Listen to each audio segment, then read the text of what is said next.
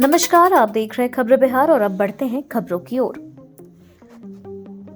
नियोजित शिक्षक जहां हैं वहीं रहेंगे। पटना में नियुक्ति पत्र सौंपने के बाद नीतीश कुमार का ऐलान। बिहार के मुख्यमंत्री नीतीश कुमार ने कहा है कि नियोजित शिक्षक जहां हैं वहीं रहेंगे। मुख्यमंत्री बुधवार को पटना में नियोजित शिक्षकों को ज्वाइनिंग लेटर देने के बाद आयोजित समारोह में बोल रहे थे। उन्होंने कहा कि विशिष्ट शिक्षक बनने के बाद भी जो शिक्षक जहाँ हैं वहीं रहेंगे। इससे पूर्व मुख्यमंत्री ने नियोजित शिक्षकों की नियुक्ति पत्र सौंपा। नियुक्ति पत्र मिलने के बाद यह विशिष्ट शिक्षक बनेंगे और यह राज्यकर्मी हो जाएंगे। अब ट्रेनों में मिलेगी कंफर्ट टिकट, सीट के लिए नहीं होगी मारामारी। रेलवे ने यात्रियों की सहूलियत के लिए कई महत्वपूर्ण कदम उठाए हैं। पिछले 3 महीनों में 600 नए अतिरिक्त कोच जोड़े गए हैं। नवंबर के अंत तक 370 नियमित ट्रेनों में 1000 से अधिक कोच शामिल किए जाएंगे, जिससे प्रतिदिन 1 लाख यात्री लाभान्वित होंगे। आगामी 2 वर्षों में 10,000 से अधिक नॉन एसी कोच रेलवे के बेड़े में जोड़े जाएंगे, जिससे 8 लाख अतिरिक्त यात्री यात्रा कर सकेंगे। नीतीश सरकार का अहम फैसला, अब एआई और मशीन लर्निंग से ली जाएगी सड़कों की जानकारी। बिहार में सड़कों की स्थिति पर नजर रखने के लिए आर्टिफिशियल इंटेलिजेंस यानी एआई और मशीन लर्निंग का उपयोग किया जा रहा है। इस तकनीक के जरिए सड़कों पर मौजूद गड्ढों, दरारों, बैरियर के टूटने, डिवाइडर की खराबी और घास फूस जैसी समस्याओं का पता लगाया जा सकता है। इस सिस्टम की वजह से इंजीनियर सतर्क हो गए हैं और सड़कों की मरम्मत का काम तेजी से किया जा रहा है। नीतीश कैबिनेट ने दी 10 सड़क निर्माण परियोजनाओं को मंजूरी। छपरा में बनेगी 4 लेन रोड। बिहार में संपर्कता और समृद्धि को बढ़ावा देने के लिए कैबिनेट ने 3 महत्वपूर्ण सड़क निर्माण परियोजनाओं को मंजूरी दी है। इनमें पटना, लखीसराय और छपरा जिले के सड़कें शामिल हैं। इन परियोजनाओं से क्षेत्र के किसानों और पर्यटन को बढ़ावा मिलेगा। साथ ही डुमरी हॉल्ट पोटही रेलवे स्टेशन के बीच आरओबी के निर्माण से जाम से निजात मिलेगी। बिहार में बाढ़ प्रबंधन योजनाओं पर तेजी, केंद्र ने समय पूरा करने पर दिया जोर। केंद्र सरकार ने बिहार में बाढ़ प्रबंधन योजनाओं को समय पर पूरा करने पर जोर दिया है। इस परियोजना लागत में वृद्धि और जानमाल के नुकसान को रोका जा सकेगा। जल शक्ति मंत्रालय के सचिव देबाश्री मुखर्जी की अध्यक्षता में हुई बैठक में बिहार का प्रतिनिधित्व जल संसाधन विभाग के प्रधान सचिव संतोष कुमार मल ने किया। बैठक में बाढ़ प्रबंधन और जल संसाधन प्रबंधन को मजबूत बनाने पर चर्चा हुई है। बिहार में बकायेदारों के बिजली कनेक्शन कटने शुरू, 12 दिनों की समय सीमा तय। बिहार में स्मार्ट प्रीपेड मीटर के बकायेदारों के बिजली कनेक्शन काटे जाने लगे हैं। तकनीकी खराबी के कारण कुछ दिनों के लिए रोक के बाद बिजली कंपनी ने अब बकाया राशि जमा करने के लिए उपभोक्ताओं को समय दिया है। 12 दिनों के बाद भी बकाया राशि जमा नहीं करने पर बिजली कनेक्शन काट दिया जा रहा है। वैशाली में एक साथ 18 लोगों को क्यों किया गया गिरफ्तार? वैशाली के एसपी हरकिशोर राय इन दिनों पूरी तरह एक्शन में है। वाहन जांच अभियान के तहत वैशाली में लगभग 18 लोगों को हिरासत में लिया गया है। इस दौरान 2 व्यक्तियों के पास से देसी पिस्टल और 2 कारतूस बरामद किए गए हैं। सभी आरोपियों के खिलाफ कानूनी कार्रवाई की जा रही है। एसपी ने बताया कि 1 बोतल अंग्रेजी शराब के साथ 4 अन्य अभियुक्तों को भी गिरफ्तार किया गया है। मुजफ्फरपुर जंक्शन पर 9 करोड़ की लागत से वॉशिंग पिट तैयार। अमृत भारत ट्रेन के लिए ट्रायल सफल।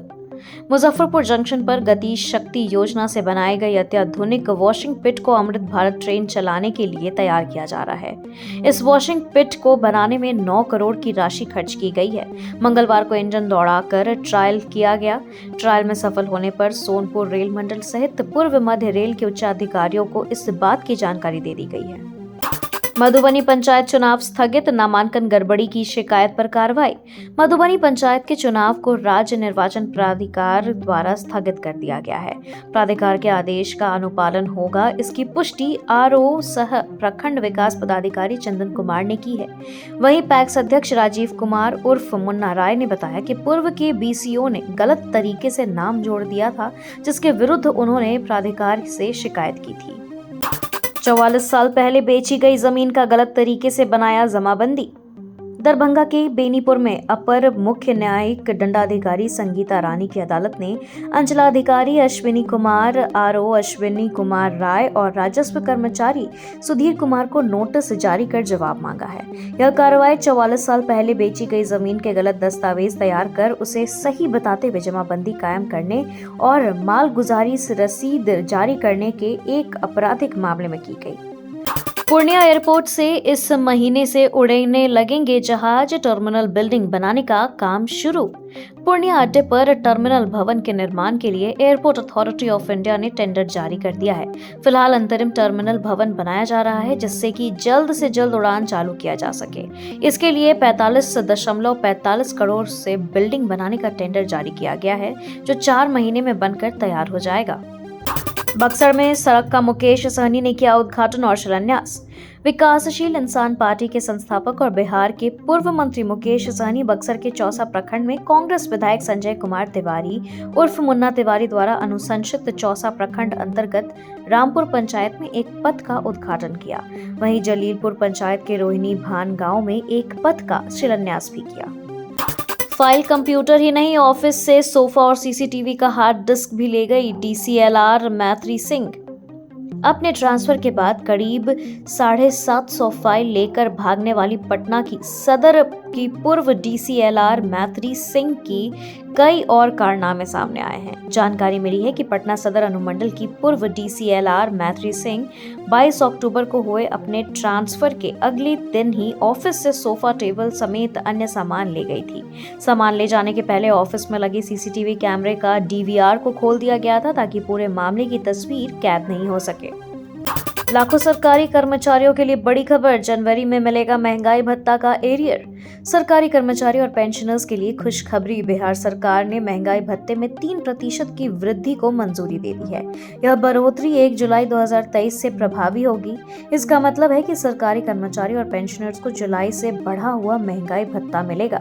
हालांकि उन्हें नवंबर के वेतन में यह बढ़ोतरी नहीं मिलेगी, इसके बजाय उन्हें जनवरी 2024 में एरियर के रूप में भुगतान किया जाएगा।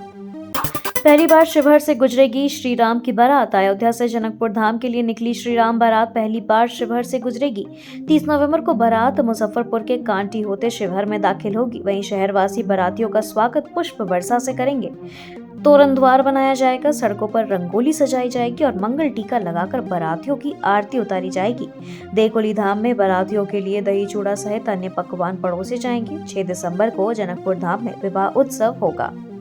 लॉरेंस गैंग की धमकी के बाद पप्पू यादव का बड़ा बयान। सांसद पप्पू यादव को मिल रही लगातार धमकियों पर उनका बड़ा बयान सामने आया है। उन्होंने कहा है कि उन्हें मारने की धमकी दी जा रही है, लेकिन वह डरने वाले नहीं हैं। हालांकि मामले की जांच होनी चाहिए। धमकियों के पीछे लॉरेंस बिश्नोई गैंग का हाथ बताया जा रहा है।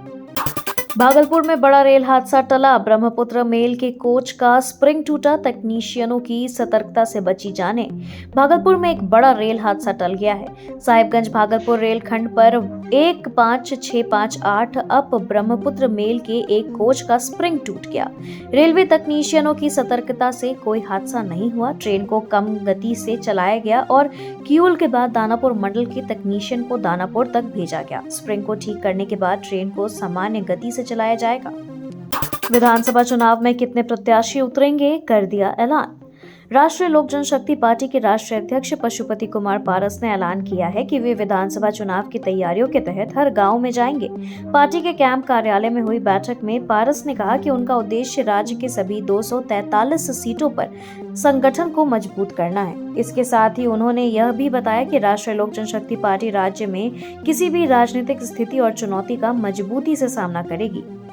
पूर्व विधायक अरुण यादव और उनकी पत्नी किरण देवी के खिलाफ दर्ज होगी प्राथमिकी। संदेश के पूर्व विधायक अरुण यादव और उनकी पत्नी विधायक किरण देवी के खिलाफ आय से अधिक संपत्ति, पद का दुरुपयोग और अन्य आपराधिक गतिविधियों के मामले में विशेष निगरानी इकाई में प्राथमिकी दर्ज की जाएगी।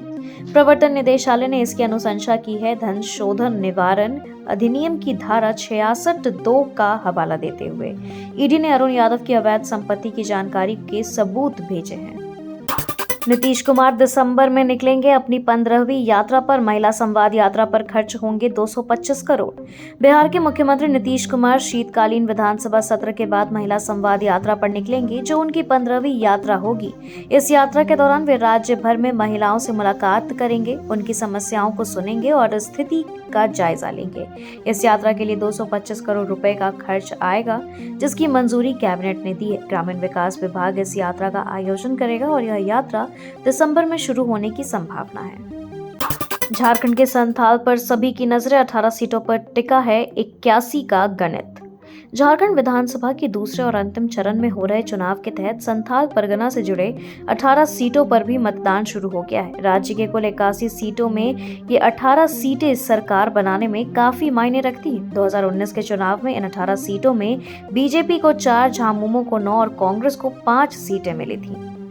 झारखंड चुनाव के दूसरे चरण की 13 सीटों पर महिला उम्मीदवार दिखा रही दमखम। झारखंड विधानसभा चुनाव के दूसरे चरण की 38 सीटों में 13 सीटें ऐसी हैं जहां महिला उम्मीदवार दमखम दिखा रही हैं, यानी करीब 34% सीटों पर आधी आबादी चुनौती दे रही है। 4 सीटों पर महिला प्रत्याशियों में सीधा मुकाबला है। इनमें गांडेय, झरिया, रामगढ़ और डुमरी शामिल है। बिहार सरकार ने सीएम नीतीश कुमार की गाड़ी का काटा चालान। पटना समेत बिहार के सभी जिलों में आम लोग धड़ल्ले से यातायात के नियमों की धज्जियां उड़ा जा रहे हैं। यातायात पुलिस उनका चालान भी काटती है।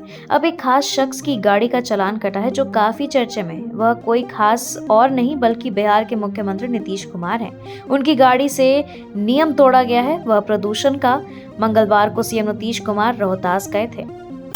दूसरे चरण में 38 सीट के लिए वोटिंग खत्म। झारखंड के 81 सदस्यीय विधानसभा चुनाव के दूसरे और अंतिम चरण में 38 सीट के लिए मतदान हुआ। राज्य में सत्तारूढ़ झारखंड मुक्ति मोर्चा यानी झामुमो नीत विपक्षी इंडिया गठबंधन का मुकाबला भारतीय जनता पार्टी और नीत राष्ट्रीय जनतांत्रिक गठबंधन यानी राजग से है। पहले चरण का मतदान 13 नवंबर को हुआ था।